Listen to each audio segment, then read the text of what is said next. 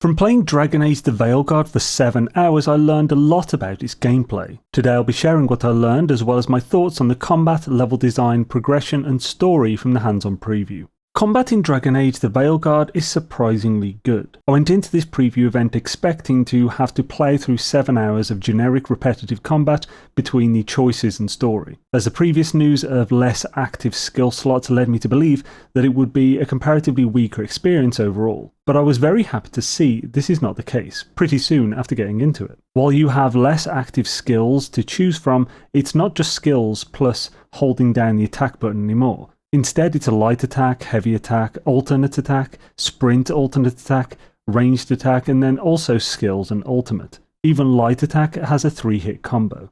You can also guard, and while I didn't spend much of any time myself trying to parry, it appears parrying may be a feature from watching a few other people's content on the event. As well as the mentioned, you can also evade with a quick or long based on tap or double tap of the specified button. I found for Rogue, going with the duelist style, the evade was particularly useful for both evading enemy attacks and darting from one enemy to the next. For Mage, I found myself often keeping around mid-range, using the guard to fend off most attacks and then the evade for heavy-looking signaled attacks. I didn't play with the Warrior as information on the Warrior class was already somewhat known pre-event. I focused on getting time on the Mage and Rogue. One of the big issues many seem to have from the gameplay circulating is the generic look of the combat, and I do agree that it has that generic look you often see these days. Lots of flashy magic effects that appear to be the result of button mashing. However, I'd almost liken this to an erratic driver. Being a passenger in the car of an erratic driver isn't the best, and it may even make you feel a bit off. But that feeling does not affect the driver. The driver is having fun. I think it just doesn't convey to a third party the intricacies of the combat. As not only do you have all of these attacks, skills and utility tools at your disposal, but we have the primer and detonator aspects seen in Mass Effect Andromeda. I really enjoyed the fast-paced combat in Andromeda, opting for a run-and-gun approach with the Vanguard build sporting a Darn for most of my playthrough, while also switching to an auto-fire Valkyrie for medium-range strategies. Due to the lack of an array of guns like in Andromeda, it's of course not quite the same, but the feel is there. I can't say for sure that it won't get repetitive and old, as 7 hours, which was spread over 2 classes, isn't truly enough to know, but it didn't feel like it would. The lack of a tactical mode, like we are used to in the others, will definitely rub some the wrong way. I use the tactical camera an awful lot in Origins, but find myself barely touching it in Inquisition, and not at all in what I played of Veilguard. I personally prefer to set up priorities for my companions and let the AI do its work while I just have some fun.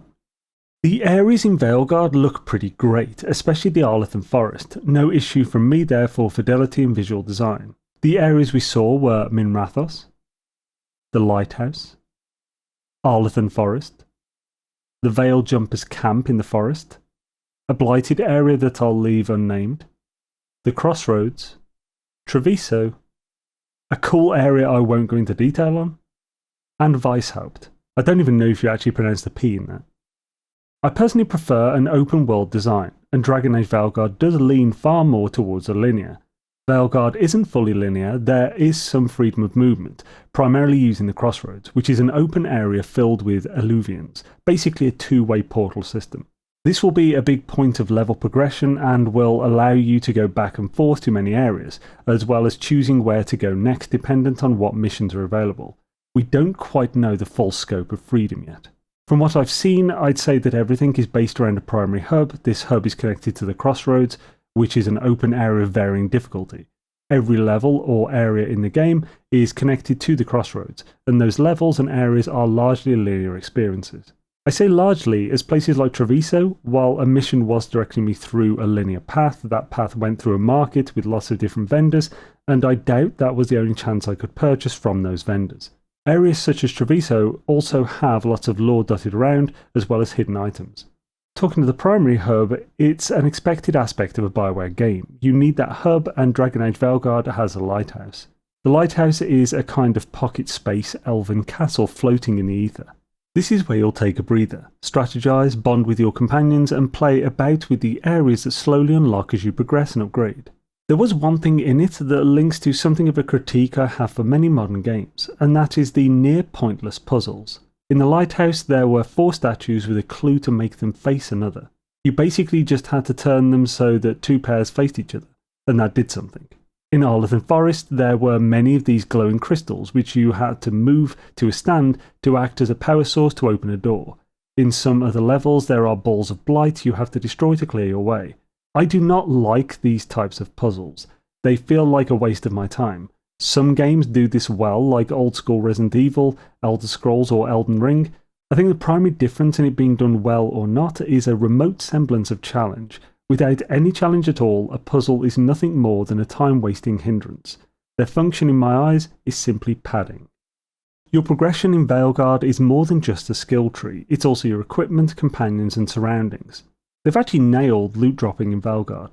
Back in Inquisition, looting was a fairly tedious affair, keeping an eye out for a tiny icon to go and manually loot each corpse. Sometimes a button didn't activate the loot right away, so you had to press it again.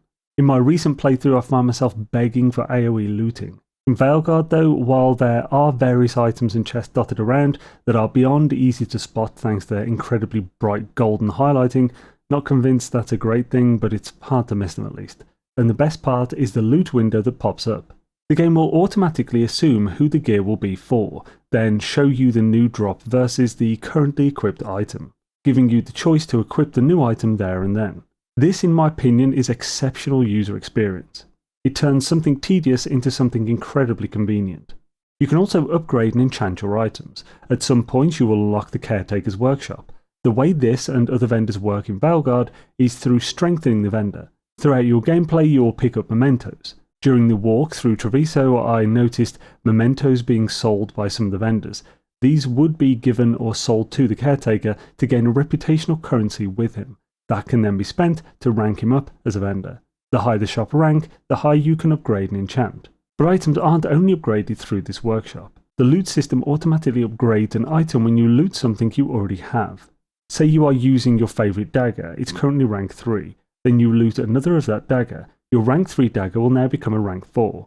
Items have both a rank and tier. The rank determines the base statistics of the item, whereas the tier affects more complex abilities or buffs. Not only the rank, but also the tier can be upgraded through looting. It's also not just for looting, but using the rank 3 dagger example, the same upgrade to rank 4 would happen if you found and purchased a copy of that dagger from a vendor. So you essentially have 3 routes to upgrading: looting, purchasing, and direct upgrading. Increasing the rank of the workshop will not only allow you to upgrade your items to higher ranks, but also allow for more enchantments. On top of that, the rank of the workshop determines the rank of the items you loot and find in other vendors. So getting yourself every memento you find right away will be a solid move. Upgrading items will of course require items like wood, metals, crystals, etc. You'll pick these up as you adventure, as well as from vendors. For those new to Dragon Age or even Bioware games, you will have NPC companions. As the game goes on and you work through the story, more companions will join you. These companions have their own equipment and skills that you can change. They also have their own companion stories. Doing companion-specific missions will lead to making them more powerful, as well as increasing your bond with them. Bioware is known for their romance options with companions, but this time the companions will even develop relationships with each other. You have control here too, as they'll come to you asking for advice, and you can lean anywhere from helpful friend to manipulative scumbag. Most actions you take during conversations will have an effect on your bond with your companions. Often 2 of them will be at odds with each other on the course to take, and so whoever's side aligns with your choice will appreciate it and the other will not. The severity of this ranges with the choice. You'll also progress your surroundings, whether it be a big choice you made that altered somewhere or just upgrading the lighthouse. There are numerous factions with which you gain reputation through your actions, as well as lots of items for specifically adding new things to the lighthouse. This is a super short section, as spoilers are a huge thing to evade with a game like this. The story is everything.